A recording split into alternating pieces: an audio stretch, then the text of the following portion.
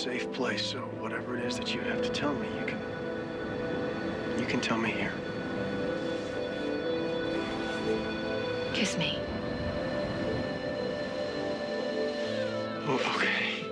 I mean, I would love to, but why now? You may never kiss me the same after this.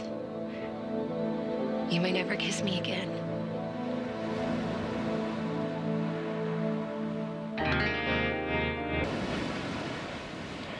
Annie, let me help you.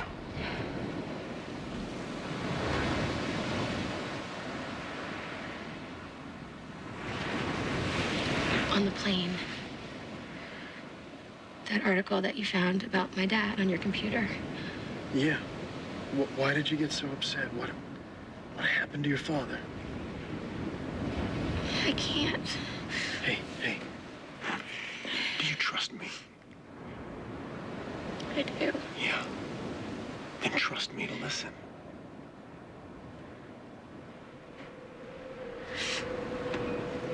When my dad got hurt, that's when everything fell apart. It was like my family crashed out that window, too. I didn't ever want to think about it again, and I didn't want you looking into it. It's just, I don't want to lose you, too. It's not gonna happen. It's not gonna happen. Okay. Now, tell me what happened to your father. When my mom died, it just got worse. Did the fall happen around the same time? No, she died after, when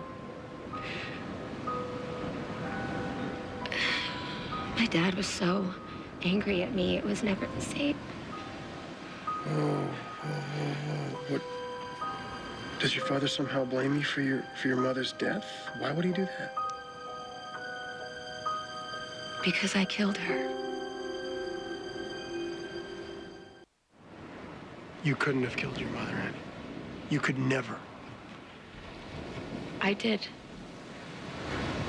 My mother is dead because of me. I know you, No, Annie. Ryan, you know the things I've wanted you to know. You don't know the real me. No one here knows the real me. Look, Annie, everybody comes from somewhere, okay?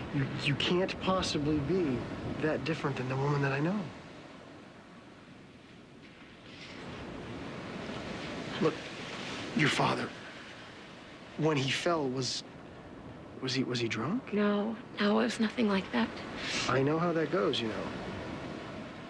My dad never wanted to talk about what happened. Now, the paper said that he fell, but that it was under investigation. The investigation went nowhere. He told the police it was an accident, and we were never allowed to talk about it.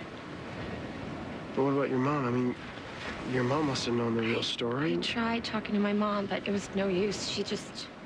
She would shut down. And your father? Dad used his deafness as like a refuge after that. Whenever anybody would bring it up, he would pretend that he hadn't read their lips and just turn the other way.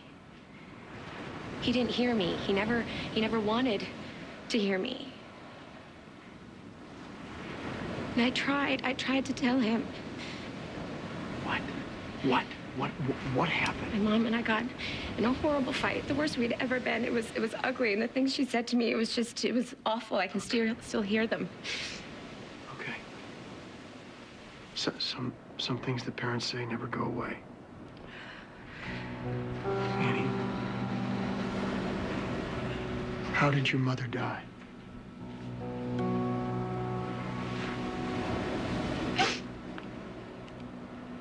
She killed herself. Because of me. Because of what I did. What I did to my family that day, the way I hurt them. I might as well have handed her that rope and tied it over the beam and helped her lift her hand up and...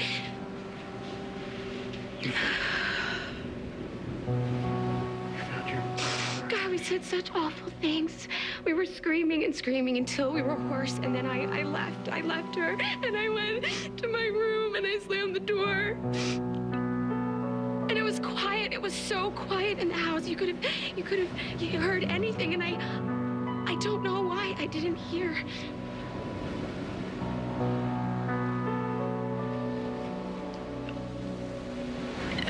And I went to find her. I went to find my mom. I went to try to make her understand or apologize or something. But when I got there, it was too late. She was just... You didn't kill your mother, Annie.